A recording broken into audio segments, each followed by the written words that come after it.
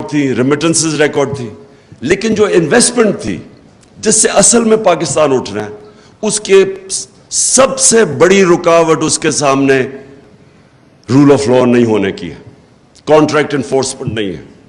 بڑے بڑے انویسٹر ڈرتے ہیں, جو میس لیول پہ جو آپ کے اوورسیز انویسٹرز ہیں جو کہ چھوٹی چھوٹی انویسٹمنٹ کر سکتے ہیں, 1 کروڑ میں سے 20 لاکھ پاکستانی انویسٹمنٹ کر دیں, 1 کروڑ میں سے 20 لاکھ بھی انویسٹ کر دیں, پاکستان کو کوئی کسی سے پیسے لینے کی ضرورت نہیں, کوئی IMF کے پاس جانے کی ضرورت نہیں. تو پوچھیں وہ انویسٹ کیوں نہیں کرتے؟ سب سے بڑا ان کا پرابلم یہ ہے کہ جہاں جیسے ہی وہ پھنستے ہیں عدالتوں میں, ان کو کوئی اعتماد نہیں ہے کہ ہمیں انصاف ملے گا, ہماری انویسٹمنٹ بچے گی. میں سارا وقت, کیونکہ میں اوورسیز پاکستانی سے پیسے اکٹھے کرتا تھا شوکت خانم کے لیے, پھر تحریک انصاف کے لیے, تو مجھے ہمیشہ یہ کہا کرتے تھے کہ ہم جب پلاٹ بھی لیتے ہیں تو اس کے اوپر قبضہ ہو جاتا ہے, کون فیکٹری لگائے گا, کون بزنس شروع کرے گا؟ وہ دبئی میں جا کے بزنس کرنا شروع کر دیتے ہیں, یہاں بزنس نہیں کرتے. کیونکہ جب ایک پلاٹ کے اوپر, پلاٹ سے زیادہ سیف چیز کیا ہے, اس کے اوپر ان کو مصیبت پڑ جاتی ہے کہ اس کے اوپر قبضے ہو جاتے ہیں, عدالتوں کے وہ چکر لگاتے ہیں. کوئی طاقتور آ کے قبضہ گروپ آ کے, اچھا قبضے گروپ بھی سمجھ گئے ہیں کہ اوورسیز پاکستانیوں کی کون سا پراپرٹی ہے, وہ بیچارے خرید کے واپس جاتے ہیں, پیچھے سے قبضہ ہو جاتا ہے. تو جب آپ ایک سیف انویسٹمنٹ پلاٹ کے اوپر بھی آپ لوگوں کے قانون کے اوپر اعتماد نہیں ہوتا, تو کیسے انویسٹمنٹ آ سکتی ہے جو کہ اس ملک میں اتنی آ سکتی ہے؟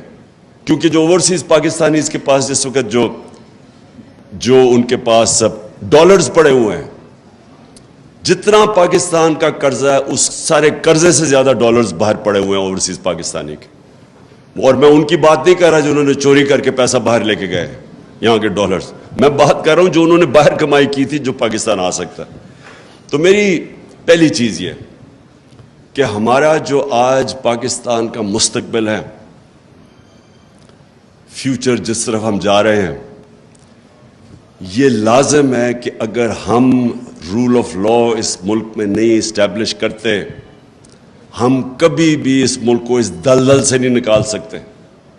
ہماری جو معیشت ہے, میں تو پہلے اس کے معیشت کے اوپر بات کرتا ہوں کہ یہ کبھی بھی پراسپر نہیں کر سکتی جب تک کہ پاکستان میں رول آف لا نہیں آتا, ہم اسٹیبلش نہیں کرتے. جو انویسٹر ہے اس کو اعتماد نہیں ہوتا ہماری کانٹریکٹ انفورسمنٹ کے اوپر. یہ نمبر 1 میری چیز ہے. نمبر 2, انسان کا جو پوٹینشیل ہے اس ملک میں وہ کبھی ریلیز نہیں ہوگا جب تک کہ انسان کو ہم پروٹیکشن نہ دیں, جب اس کے بنیادی حقوق کو ہم پروٹیکٹ نہ کریں. آپ کے سامنے یہ کلاسک کیس ہے, شہباز گل کا یہ کلاسک کیس آپ کے سامنے ہے. ایک آدمی کو اغوا کیا جاتا ہے, اس کو پکڑ کے سب کے, وہ تصویر ہے کہ آئے ہیں لوگ گاڑی میں, کوئی وارنٹ نہیں دکھائی جاتی, وہ کوئی مفرور نہیں تھا, کوئی بھاگ نہیں رہا تھا. کہیں بھی جا کے آتے اس کو وارنٹ دکھاتے, جی یہ آپ کے اوپر چارجز ہیں, اس کو لے جاتے. اغوا کر کے لے کے گیا, پتہ ہی نہیں پہلے ہمیں چلا وہ گیا کدھر ہے. ادھر انہوں نے اس کو تشدد کیا, اس کے اوپر ننگا کر کے اس کو مارا, اور اس کی پھر تکلیف میں اس کی تصویریں بنائیں ننگا کر کے. تو یہ تو پہلے تو یہ ذرا سن لیں کہ یہ کس مہذب معاشرہ جس کے اندر قانون ہوتا ہے وہاں اس کی اجازت ہے. کوئی مجھے معاشرہ بتا دے دنیا میں کہ وہ اجازت دیتا ہے یہ کرنے کے لیے. تو پہلے تو اس کو مارتے ہیں, اس کے بعد پتہ چلتا ہے جی اچھا 2-3 دن کے بعد 2 دن کے بعد پتہ چلتا ہے جی اس نے وہ بہت بڑا کوئی غداری کر دیا ملک کے ساتھ. اچھا میں اب یہ اپنا کہوں کہ مجھے پتہ ہی نہیں تھا شروع میں کیا ہوا. مجھے اس کی صرف ایک میسج آئی کہ کال آئی کہ جی میں نے کوئی ٹی وی کا انٹرویو دیا, اس میں تھوڑی سی کنٹروورسی ہے. میں نے کہا کیا کہا کہ جی میں نے کہا تھا کہ کوئی ان لافل کمانڈ نہ سنو, بس یہ میری آخری بات ہوئی اس سے. میں نے کہا اچھا ان لافل وہ تو سب کہتے رہتے ہیں. بعد میں پتہ چلا اس نے وہ جو ایڈ کر دیا جی گورنمنٹ آفیسز. اس کے بعد میں پتہ چلا کہ اصل میں تو یہ وہ اصغر خان کا کیس تھا, اس کے اندر عدالت ہی وہی باتیں کر رہی ہے یعنی وہ کوئی اتنا بڑا جرم نہیں تھا کہ اس کو اس طرح پہلے اغوا کرو پھر مارو, اس سے پھر پتہ نہیں کیا. اور اس کو جو حال تھا, مجھے تو بعد میں وکیلوں نے بتایا کہ اس کا وہ مینٹلی ٹوٹل شیٹر کر دیا انہوں اس کو. تو کیا ہوگا کہ اس کو بالکل ہی مینٹلی ایک آدمی کو, اچھا وہ چلے یا تو ہونا وہ کوئی اس طرح کا جو جیل سے اندر باہر جاتا ہو, وہ تو تکڑے ہوتے ہیں لوگ.